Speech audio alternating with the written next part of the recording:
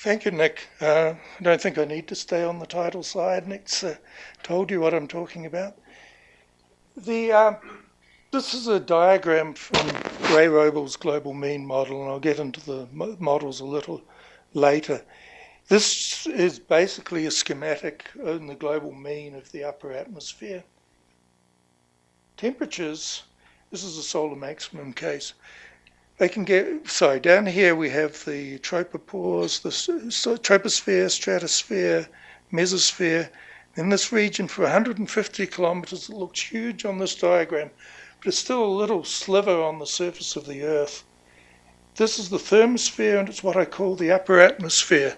I'm differentiating between the thermosphere and the upper atmosphere because the thermosphere includes a weak plasma embedded in it.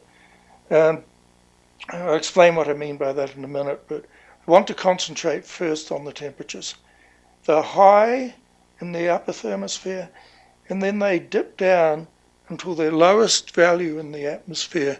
If you look at the mesopause in summer, you can get temperatures well below 160 or 150 Kelvin, whereas up here they're well over 1,000 Kelvin.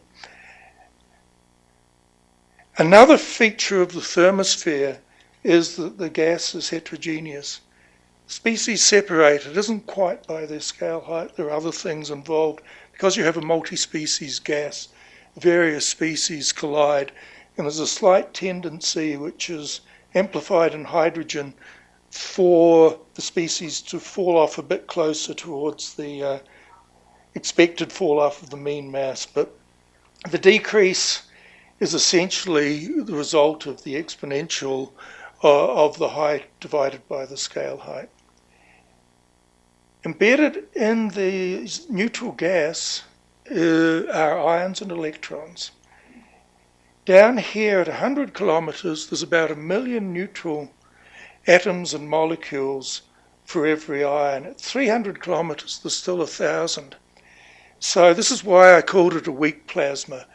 The plasma is much smaller than the neutral component, but interestingly, despite that, the plasma can push the neutrals around at times. The other thing that I want to point out on this diagram is these densities are per cc. We're at 10 to the 9 cc. That's a fantastic vacuum here on Earth. There isn't much going on there. And the next slide, hopefully I can bring this in. So generally we ask ourselves what the basic characteristic of the thermosphere is, and Bill just asked that question, or made that statement a few minutes ago. And what we always say is the thermosphere is hot.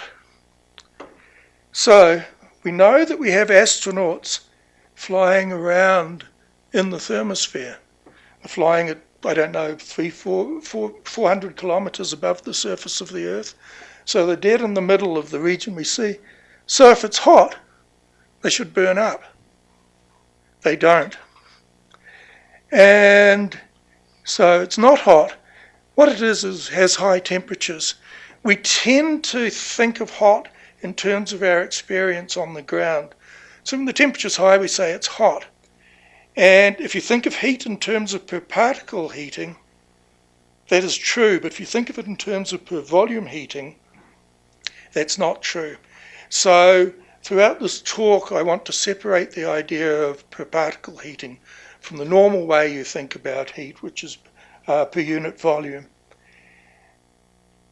The motivation for this talk is the mission that Nick talked about in the introduction, the global scale observations of limb and disk gold mission. To be upfront, I'm not going to show any gold data in this talk because we want to make a big splash at the American Geophysical Union in a couple of weeks. The mission has proved to be producing data that were even better than we expected. We're really happy with what we've seen to this point. What the global scale observations of limb and disk mission is we've got this far ultraviolet spectrometer flying on board a communication satellite, which is of course flying in geostationary orbit. It images the far ultraviolet light coming from the Earth, and because with this particular measurement you can see the entire disk, because the emission is absorbed below about 140 or 130 kilometers.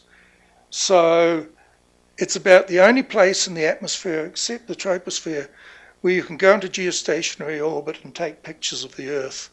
And we're really optimistic that we're going to get some great results which will really show the weather in space. These are details that I don't particularly need to get into as I'm not talking. What's important here is it produces O to N2 and T on the daytime disk, and produces O plus at night, and then there's a couple of limb scanning measurements. But it's the T I want to concentrate here. We're in planning for the mission. We started looking at trying to think of a way, and I'll explain why this is a problem in a minute, to explain, to go from where our observation occurs up to something that we understand. And this is a model output for, it was actually a December day, and this is temperature at the Z equals -2 level, which is approximately the altitude that gold will be observing. You can see maximum temperatures are about 800 Kelvin, minimum temperatures are about 600 Kelvin, and this is the entire disk that gold will see. So we'll be getting daytime temperature maps like this on a regular basis. But there's a problem. And that problem is we're not looking up here where we understand things fairly well. We're looking down here where there's a slope. And what we were hoping to do with this is go from here and just extrapolate it up to remove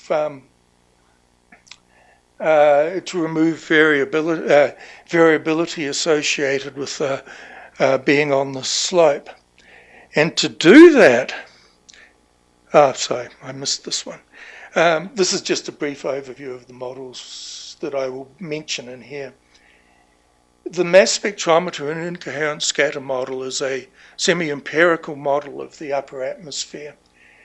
And basically it uses a whole set of data, and then it uses some physical expressions to join that data. And in its vertical structure, it uses the Bates profile, which is really the theme of this talk. I'll explain what the Bates profile is a little bit later. I've got a picture or two from the global mean model. This represents the mean state of the upper atmosphere. And the vertical temperature profile looks a lot like the Bates profile, which is good in some ways, but it isn't when it comes to the problem that I'll be talking about today. And I don't use WACM-X for this because I wanted to use a simple model, or a simpler model, where I could understand the processes a lot better in doing this work.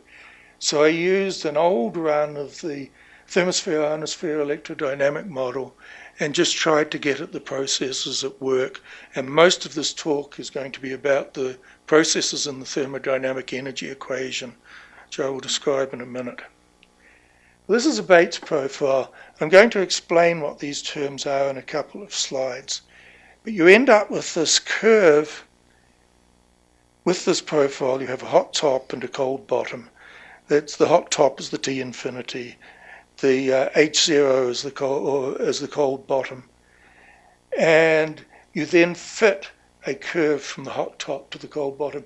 David Bates derived this profile from back in 1959.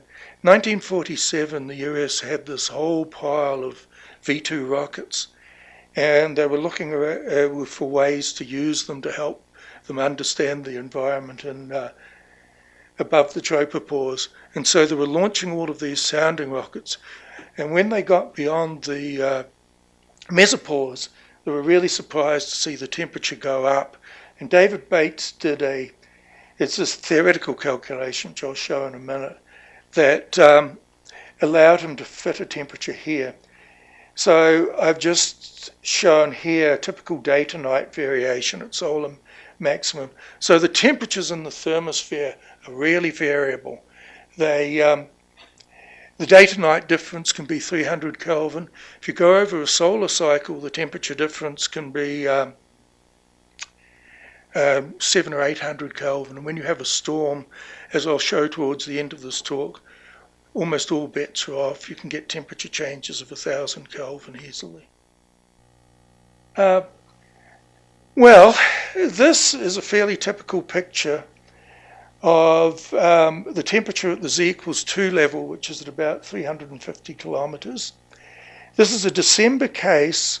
It was a geomagnetically quiet day, and this day number 1 is going to appear, well, it's usually as day equals -2. But what you see is a typical pattern. You have a very strong seasonal gradient. It's hotter in summer than in winter.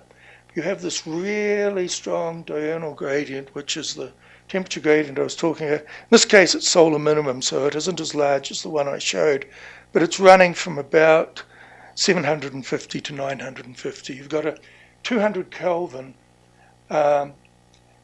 temperature change between day and night. And so you've got your heating in the daytime, you don't have any heating at night, and it cools off. Well, if you assume a Bates profile, again, this is height, this is temperature. This is the difference at 300 Kelvin. If you go down to the heights that gold will measure, you're getting, what, 33% at change in temperature at 300 kilometers. When you go down to the gold heights, you still expect 23% change in temperature. So if you have this temperature pattern, you expect, if the Bates profile is applicable, that you're going to get a very similar sort of morphology as you go down, but admittedly with smaller amplitudes. Well, what happens when we compare the two? And this is the bit that ruined the idea of using the Bates profile to expand gold observations. This is about the height at which gold will be making, got this wrong, this should be 160 kilometers, Z equals -2. This is about the height where gold will be making is making its observations, I should say. This is 350 kilometers or 300 kilometers, shows a steady diurnal pattern. When you get down to 150, 160 kilometers, instead of the diurnal pattern, you get a really noticeable semi-diurnal pattern. You also get a smaller contrast between summer and winter. So if you tried to apply a Bates profile to this, you would end up with something like this at 300 kilometers. So you can't do that to get exospheric temperature. But that then led me to question, well, why is this not maintained? You know, we've assumed the Bates profile is right. We run a global mean model. The Bates profile looks right. Why is it not right? Well, the Bates profile is actually a theoretical calculation. This term here is related to the thermal conduction.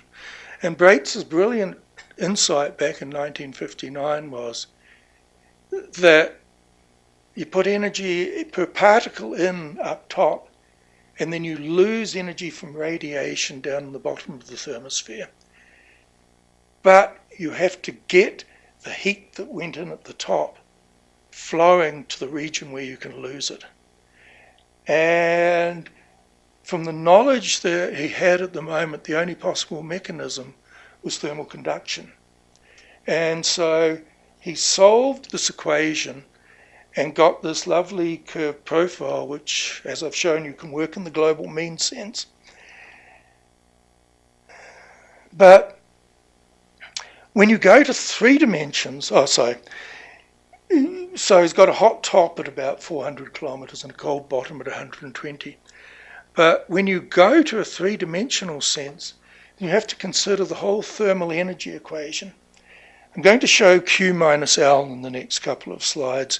This is essentially an in situ production, is a production term and a loss term. The Q term, I'm ignoring high latitude effects So it's all from solar heating. So the Q comes in at the day side, roughly sinusoidally. It's more complicated than that, but it's a reasonable approximation. And you lose it at night through radiational cooling in the bottom of the thermosphere. And I'll show you that this Q term tends to maximize in the top of the thermosphere. And anything you see at the gold heights is clearly not really affecting the global temperatures very much, because you get that semi-diurnal pattern rather than a diurnal pattern if the source was there. This is the term that Bates used. It's the downward heat conduction. This term is an eddy heat conduction term. The thermosphere is very stiff, so that means that eddies can't really exist above a height of somewhere between 105 and 120. So for the purposes of this discussion, this particular term is not very important. This should have an H in it. This is the horizontal advection. Locally it can be important, but mostly the horizontal gradients of temperature in the thermosphere are relatively small compared with the vertical gradients. So even though the horizontal winds are much stronger than the vertical winds, globally it has relatively little effect. This last term is the term that I want to concentrate on in the rest of this presentation. It's an odd beast. When you have upward winds, the gas expands and it cools off. It's a bicycle pump idea. You suddenly shoot out here and it cools off. And if you hold the end of the bicycle pump and push it in, it heats up. On top of that, we have a vertical gradient of temperature in the thermosphere. So we have higher temperatures up high, lower temperatures down low. So if you have an upward vertical wind, then you bring that cold air upwards. If you have a downward vertical wind, you bring hot air downwards. And I'm going to call that vertical advection from here on in. Well, I want to briefly discuss heat input and output. It isn't the main reason for this talk. This is a figure from Ray Roble back in 1987. There was a second part to this. I had to cut off the axis here. This is a log scale though. So, and these are various terms which look quite complicated but are not. This is EI heating. When solar radiation comes in, you ionize the gas, but the electrons you produce have excess energy. Those electrons collide with the ions, which then collide with the neutrals. And that's the main way you heat the upper thermosphere. You produced all of these hot electrons, they collide with the neutrals and ions, so the neutral temperature goes up. Joule heating is not, this is J as joule heating. It's not relevant to what I'm talking about today. It can be very important. In fact, times it can be more important than this EI heating. It's a frictional heating term where at high latitudes, and I'll mention this again briefly, the ions collide with the neutrals, you get a lot of friction and the temperature can go sky high in this region. These are ion chemistry and neutral chemistry. And down here we have Schumann-Runge continuum, and somewhere, which I can't see from this angle, is a Schumann-Runge band. It's up here, Schumann-Runge band. What happens is, with the help of a bit of ion chemistry and neutral chemistry, your temperature morphology is mainly defined by this term. And this is occurring very high. This is a picture from Liang Chang's paper from a couple of years ago. This is a slightly different from everything else I'll be showing. It's a global mean of temperature and it's expressed in ergs per grams per second. I'll be talking about K per second from here on in, but it just shows where EI is occurring, and it's occurring up high, and it's quite major up there. Now I have this diagram in again just to show you expect this to be centered in the middle of the daytime, and it falls off so there's none at night. So that's your heat input, but the thermosphere is in equilibrium, and you've got to lose that heat. And there's two main ways. There's also O3P, fine structure cooling, but it tends to be minor. There's two ways that you can cool the thermosphere, and both are forms of radiational cooling. This is the CO2 that down in the troposphere causes the atmosphere to heat up. In the thermosphere, or upper atmosphere and middle atmosphere, it's optically thin. So instead of being a heating term, it's a cooling term. Similarly, nitric oxide, not nitrous oxide as someone put into a paper once, into an article once, radiationally cools in the infrared. But the interesting thing about the NO cooling, at least in this part of the solar cycle, is it's all concentrated here in the summer hemisphere. This is the December, so this is the summer hemisphere. This is the winter hemisphere. So most of the cooling you have to do has to go down here to 110 kilometers or so. Question is, how do you get heat from where solar heat input here was here up at 350 kilometers down to this region where you can radiationally cool the atmosphere? And you're doing it ultimately in roughly an equilibrium sense. This is just a picture of the temperature to emphasize again where gold's looking. It's looking at about where this dashed line is. Whenever you see this dashed line from now on, it's going to be approximately where gold's looking. So you see the temperatures are highest in the summer hemisphere. This is in the daytime. They're coldest in the winter hemisphere. But even in the winter hemisphere, they're up around 800, 900 Kelvin here. And then when we get down to below 120 kilometers, they're down in the 200s Kelvin. So we've got this tremendous temperature drop that Bates explained through heat conduction. Well, how is heat transferred? Is heat conduction sufficient? The next term is the heat conduction. You can see this is from the equation I showed you earlier. This is the heat conduction term. Ignoring the funny things, this one's interesting, but it's beyond the scope of this presentation. What you see is by the time you reach gold heights at 160 kilometers, not the 120 kilometers that you're using in the Bates profile, there's no longer any downward heat conduction. So you're not losing heat down here through downward heat conduction. If it is, it's really minor. So what's happening? This is the vertical wind. It's quite structured in here. I wouldn't worry too much about the structure though, except maybe this one. This is a product. The vertical wind in our models comes from the understanding of convergence and divergence. In the upper atmosphere, when the winds converge, you get a downward vertical wind. When winds diverge, you get an upward vertical wind. So here, these are in meters per second. So the winds are a lot stronger than they are in the mesopause region where they might be centimeters a second. They have a very similar effect.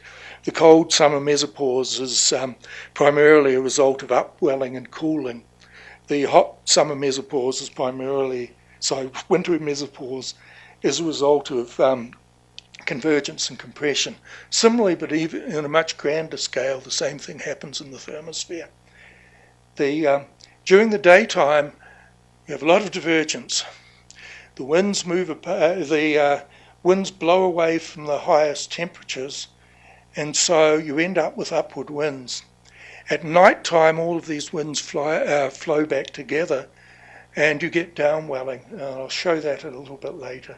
You can see also in the winter hemisphere that you tend to get that. So we have these vertical winds, and you notice the structure here. It's going to be important in the next slide. This is now the other term in the thermodynamic equation that I was showing. This is expansion and vertical advection combined. I'm going to show vertical advection separately in the next slide to show it isn't the only thing. So here's where gold's measuring. All of a sudden you can cool it off. You're not cooling it off in the same general sense that you see up higher when you're cooling with the downward heat conduction. You're cooling at very specific locations, and these seem to be associated with the semidiurnal tide. of some sort. So you need this term to get that cooling from where gold's a bit above where gold's observing down to 110 kilometers, where you can radiationally cool the atmosphere. And this is sort of more of an aside than anything. I had originally thought that it was mainly this vertical advection term that was doing it there, because you have a very big temperature slope. But it appears that it's probably only about a third of it.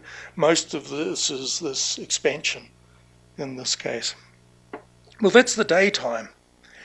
What happens at night? You no longer have that heat input, so you only have loss, and that produces potentially produces a complicated pattern of temperatures that we haven't really considered properly. You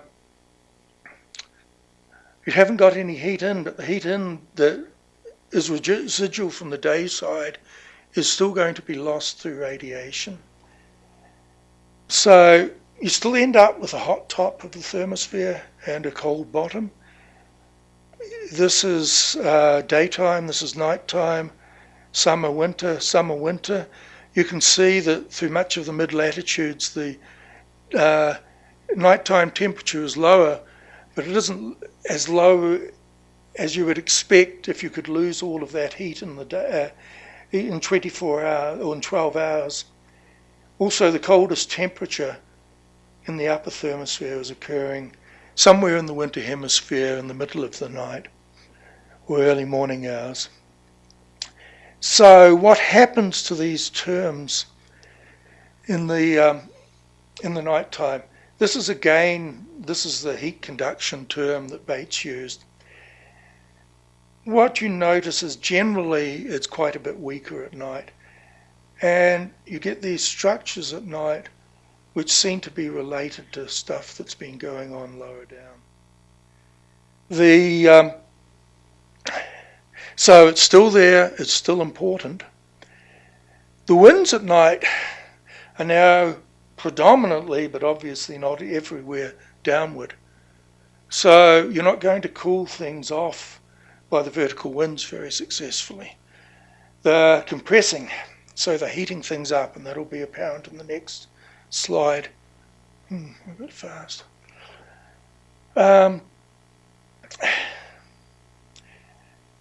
So this is now the stability term, the compression and expansion and vertical advection.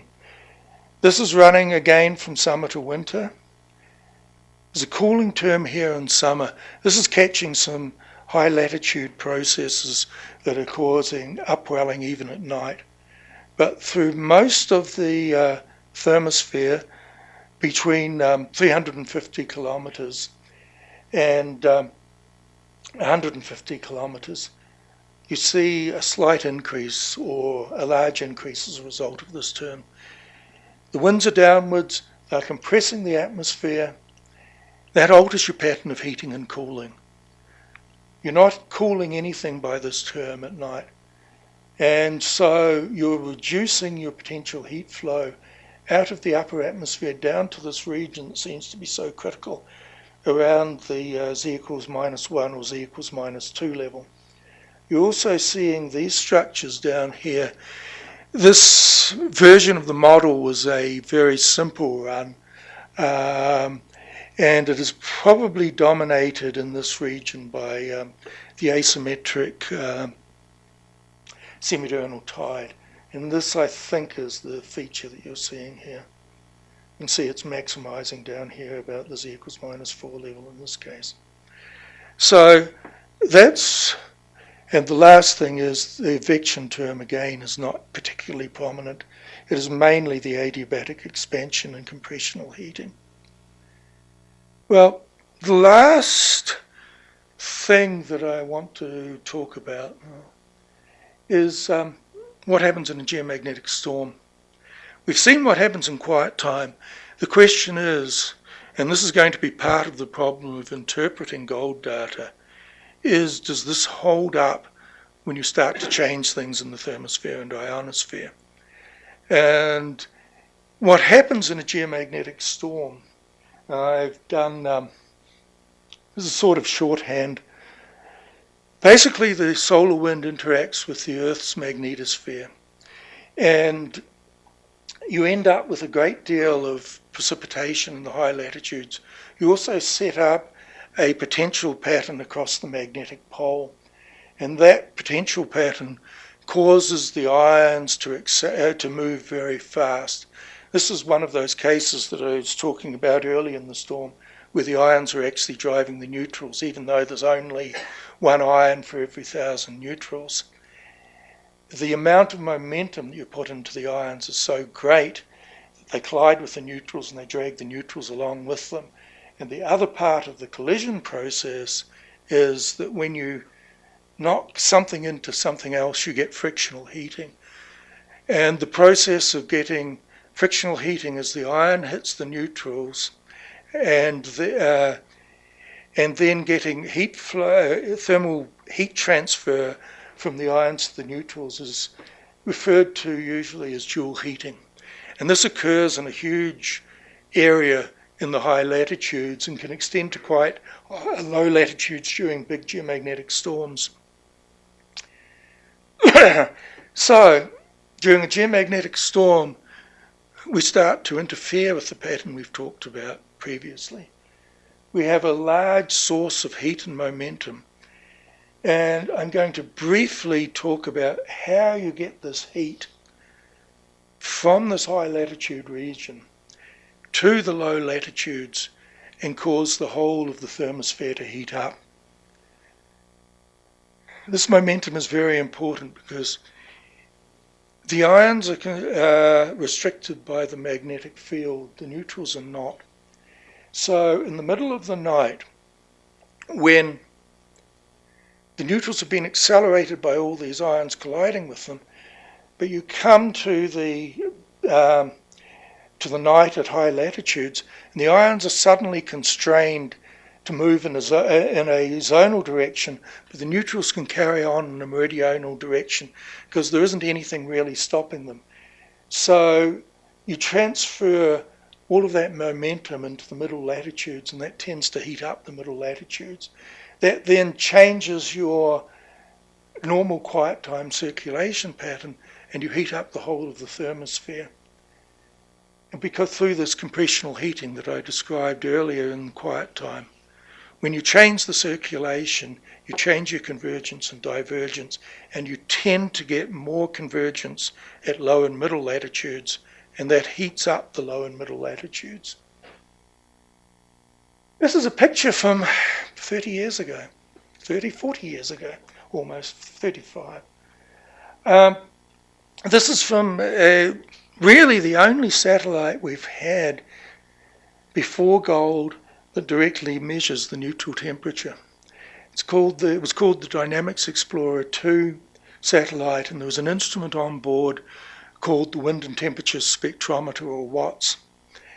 And it measured the temperature in situ, and the time of this particular event that I'm showing here, it was flying at an altitude of about 320 kilometers. So this is measuring that T infinity, or the exospheric temperature. And this is just showing the changes that can occur during a geomagnetic storm.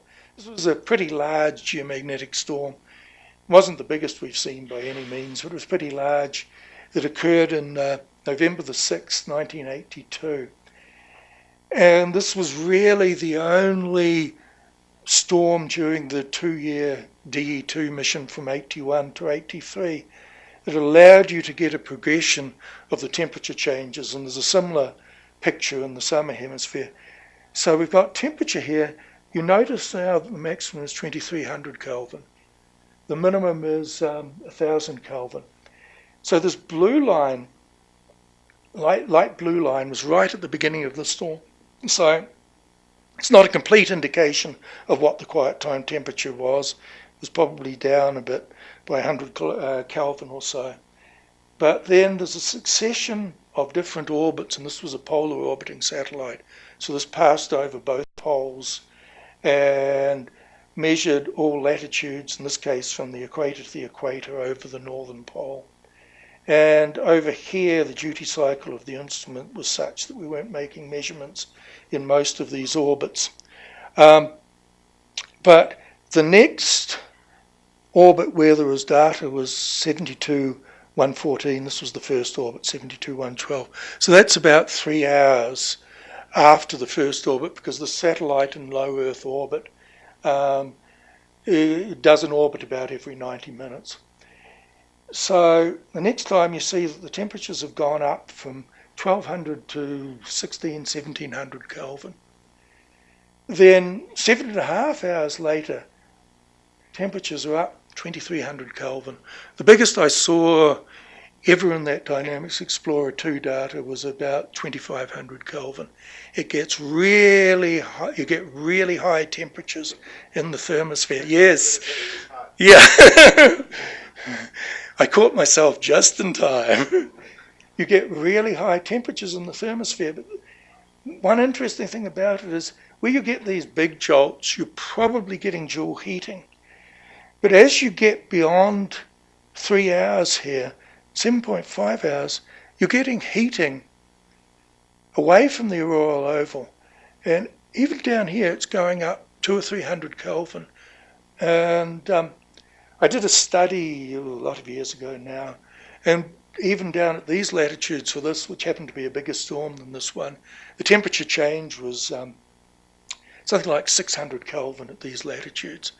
So you've got heat coming in here through Joule heating, but you're heating it up down here. And I'm going to show a movie now, if I can see enough to play the movie. This is, the day -2 is important, and I forgot to put a day -2 in the next movie, so I'll have to point out where the storm occurs. But when this reaches day 0, that's the storm day, the storm's going to occur in the first 12 hours of the storm. This is pressure level. Again, we have the equivalent heights, 120 and 350 kilometers. And this is latitude from -90 to 90, and it's during the night. So this is going to show the temperature changes at night. This was a storm called the AGU storm because it occurred during AGU back in 2006, which happened to be a fairly similar solar minimum conditions to now. So I almost made a mistake. So let's play this movie. One of the things you'll notice is even in quiet time, these temperatures are very dynamic. You've got the morphology because the magnetic field's moving. You've got changes in the inputs from the magnetic field. The stuff flowing up from above in the simulation is fairly constant. So the changes you're not seeing you're not seeing changes from there. You're seeing okay, we're now on the storm day. I'll have to play it again. I was talking too much. Let's go. Wait till you go through. Slowly recovers after the storm. Okay, so I will, if I can find this, play it again. Play. I think it's going, isn't it? No, I stopped it, I think was the problem. Yeah. So, day -2, seeing a lot of changes, but they're nothing compared with what we'll see on day 0.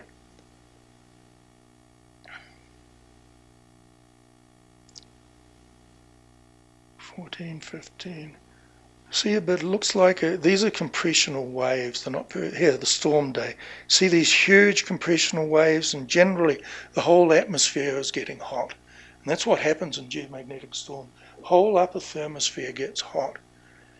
And it actually translates down, for some reason I forgot to put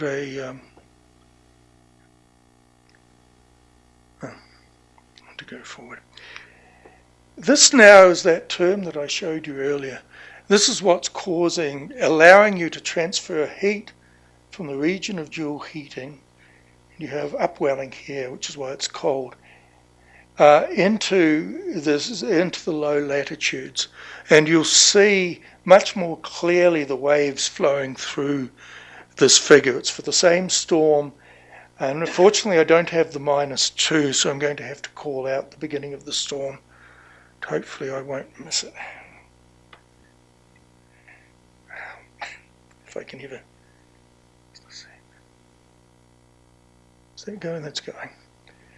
So this is the first day. No, quite a lot's happening, but there's some evidence of maybe some stuff propagating through. This is the second day, and you'll get a bit more stuff. So it looks like a big compressional wave then. Another one then.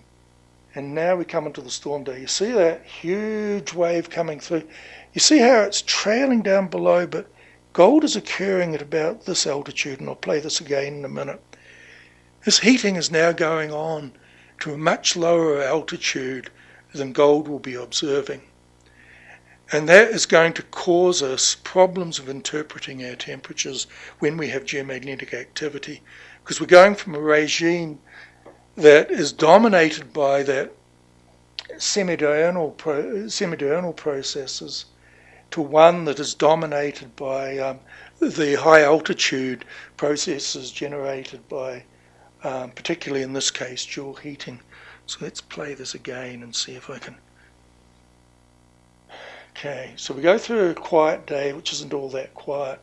We've got a lot of weather going on because of a little bit of geomagnetic activity. And that is going to be great when we're looking at gold, because we're going to be seeing things going on all the time. It's also a problem when we're looking at gold. Is this occurring? I better keep quiet for a minute. So now we get the big storm. You see the wave going through, but you see it's penetrating well below the Z equals -2 level. Gold's going to see that going through, and Wenbin and a student of his actually showed that you can see this wave in the mesopause region. And it's occurring because of this process. Well, this is Bates. Got the thermal conduction. We've got heat coming in. We have loss. And it's a global mean model, because you don't have any of these dynamics when you've got a one-dimensional model. No winds blowing, so you can't have dynamical changes. But when you go to 3 dimensions, you have winds blowing, and that totally changes the morphology of the temperatures that you're going to see in the region between about with the regions where gold will be observing. So one of the things is, you can call it a problem, but I regard it as an opportunity. We're going to see things that we've never seen before, but we need an underpinning, theoretical underpinning, to try and understand what we're seeing. And that is the advantage of performing a study like this. It provides you with a background, so hopefully you have a better chance when you look at the data. You don't say, I can't make head nor tail of this. What you say instead is, oh, that could be that. Let's look at it a bit more closely. And hopefully that will lead to some even better results than we might have got from gold. So these are some thoughts. I decided not to call them conclusions, because this is more thinking about it. If you go to 3 dimensions, a Bates profile doesn't work as well anymore. And it's because you have these dynamical terms going on that cause local changes that can alter your morphology. And particularly it's the importance of the vertical winds, which has a huge effect on the temperature structure of the upper atmosphere and how those winds interact with downward heat conduction. It's not a simple one-dimensional interaction. It has a complicated variation. Something we haven't really dealt with is, you put the EUV heating in a particular pattern. I sort of tried to simplify that more than perhaps I should have. There was a couple of funny things in the plots, particularly Liang's plot, that showed you weren't putting heat into the neutrals as a result of EUV heating in the equatorial anomalies, which are those 2 big bands of ionization that at 300 kilometers that are parallel to the magnetic equator. That sort of thing means that this is a little bit more complicated than I let on. But the radiational cooling doesn't have a simple pattern. It's going to depend on the temperature, it's going to depend on the distribution of the radiational species, particularly nitric oxide. Nitric oxide is very variable. And trying to understand how we get from the heat structure, the diurnal heat structure at 300 kilometers down to a cooling pattern down at 160 kilometers, 140 kilometers for nitric oxide. With all of these other processes going on is a challenge for the future. Thank you.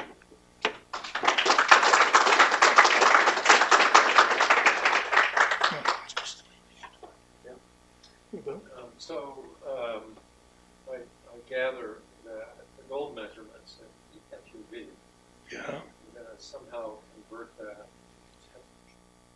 to Yeah. 160. Yes. Can you give Yeah. some insights on how that's done? And It's what's the fidelity of that inference? The fidelity is something we have to test. So, we've done various simulations, but the proof of anything like that comes when you actually try and eat it. We stated an accuracy of 55 Kelvin for those temperatures. We think we can do quite a bit better than that. But in terms of how you actually make the measurement, we're measuring the molecular nitrogen Lyman-Burge-Hopfield bands, which are a whole bunch of rotational bands of molecular nitrogen that occur in the FUV. And those bands, the width of those bands is dependent on the temperature. So as the temperature increases, the bands get wider. If we had just one band, we probably couldn't do it. We have a whole series of bands, and from that we can derive the temperature. So it's basically thermal broadening.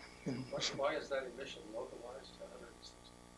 It's because the emission is absorbed below that and the atmosphere is a lot less dense above. So it isn't exactly at 160, it's an integration of height over there, but the contributions from anything more than a scale height or two above 160 kilometers is very small compared with the contribution to 160.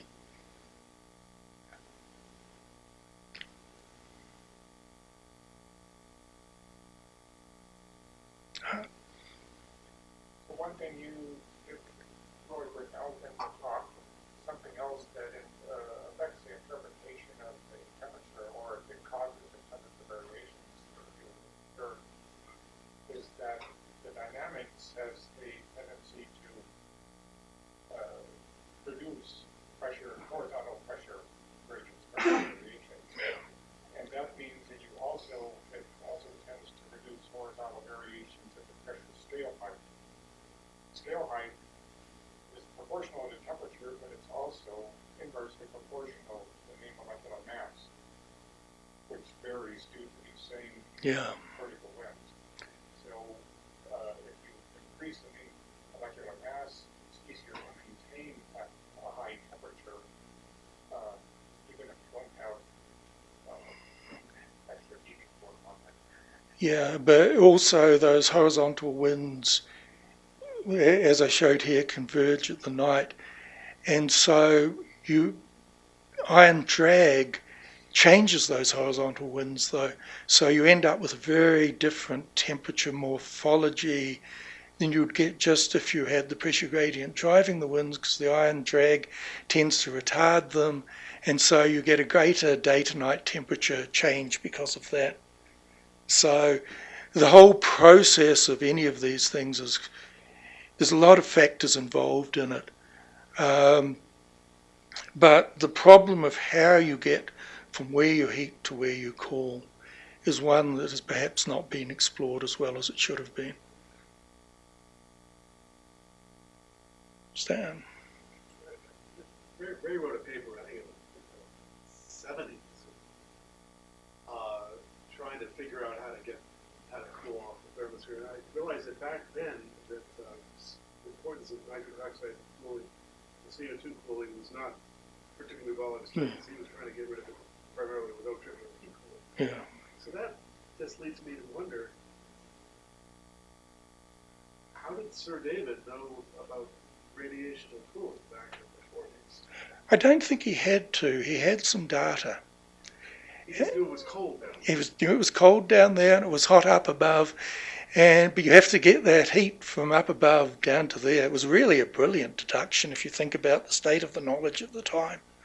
It was one. Especially considering the clue as to where it was going. Yeah. It has to go somewhere. Yeah, And that's, of course the answer is it goes into radiation. yeah, but not directly. So you're a long way from local thermodynamic equilibrium, and thanks for asking the question because I meant to state that early on and I forgot. The thermosphere is nowhere near local thermodynamic equilibrium, which is essentially a definition. The heat coming in by radiation has to be equal to the heat going out by radiation, and there's not supposed to be any transport. So that was another thing David Bates had to have deduced, that it wasn't in local thermodynamic equilibrium. Anne? So you end up saying much work needs to be done on this. Yeah.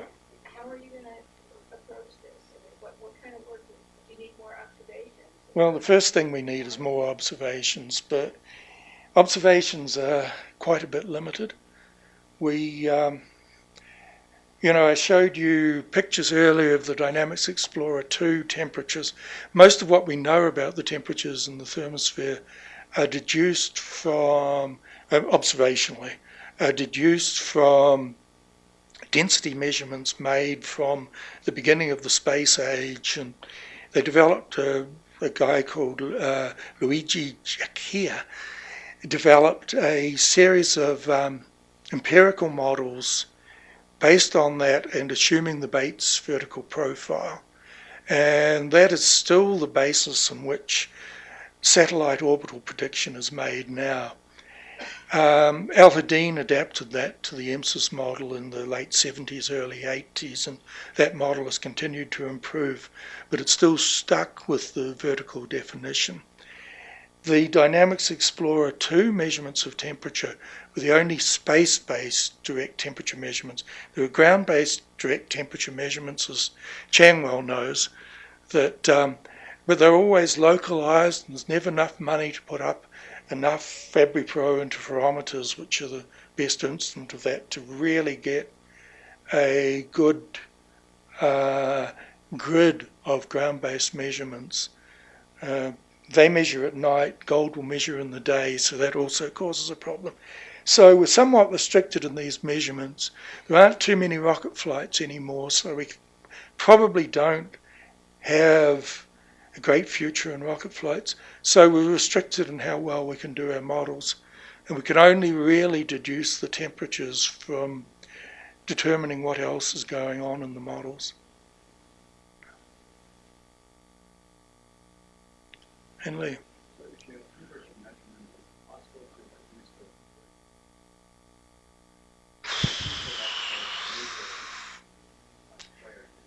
You've got to take the conduction into account. Right, conduction Well, you know the thermal conduction coefficient. You have the problem that Art raised of your composition is going to play around with your temperatures. In principle, you probably know if it's hot, you've got downward winds. In middle latitudes, ignoring solar heating and things. If it's cold, you have upward winds. I'm really talking about storms. But in terms of getting at a vertical wind, it wouldn't be very accurate, is probably the best way to describe it. The composition tells you something. Yes, it tells you quite a lot. Composition measurements simultaneously. Yeah, I've spent most of my career dealing in composition, and one of the things that I found out was I did a term analysis much as the same as I've done here for temperature. I did it on composition. This is 30 years ago now.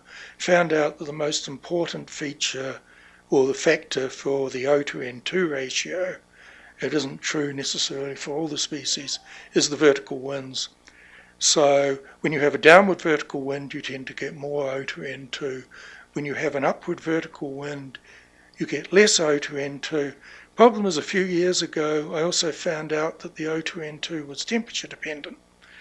So while it's a good rule of thumb to say, okay, you've got an increase of temperature, that means of O to N2, that means you have downward winds. If you increase the temperature, you also get an increase of O to N2. Not as big, but you'll get one. Yeah. Forget the processing. What would be the nature of the ground a priori? What? Sorry, I missed. The ground temperature for a field. Yeah, we start with EMSIS, and it's the technique is relatively untested, and we're still working our way through it. But not initial, but the latest simulations look fairly promising in terms of convergence. So we're hopeful that we'll get meaningful temperatures, at least as far as the large sort of temperature changes you see during geomagnetic storms. And we're also hopeful that if we do enough averaging, we can see large-scale waves like tides in the data. Then you can make the optimization of this temperature table by something like averaging curves function. Because this is layer-based temperature. Compared with model, we need to make something like this. The way to compare it with the model is to interrogate the model in the same way, rather than trying to play around with the data.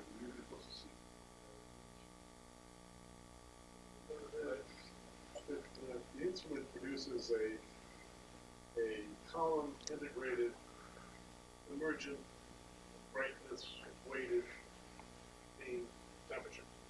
Or something like that. Right. And so assigning that to an altitude when you don't even know the pressure Yeah. is probably a losing game. Yeah. And more promising methodology might be to, how did you put it? Interrogate The model. model.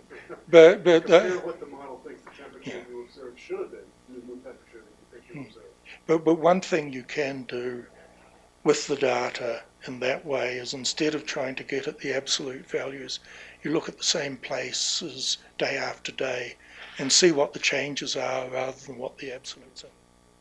Yeah. Yeah. What are the data simulation plans going forward? Are we going to be trying to simulate directly with radiances,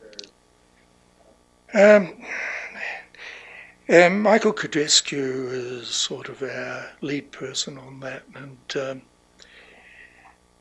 in terms of direct assimilation of the gold data, we started the first gold proposal went in 2005. We sort of kept the science pretty much the same ever since. In 2005, there wasn't a lot of assimilation, so assimilation isn't something that we proposed to do, and so we don't directly have resources to do assimilation. Michael is hiring a postdoc. Well, we have a it's in process, who will work at LASP, whose main job will be to try and simulate real-time gold data, not the stuff that we're normally releasing. This is a SWIPSI effort to try and get a better real-time description of the Thermosphere and Ionosphere. In terms of exactly how they're going to do it, I'm not sure. We intend to have a substantial guest investigator program, we hope. It's not within our bailiwick to actually promise anything like that, but we would envisage that some people at least might be proposing to do data assimilation as part of that effort.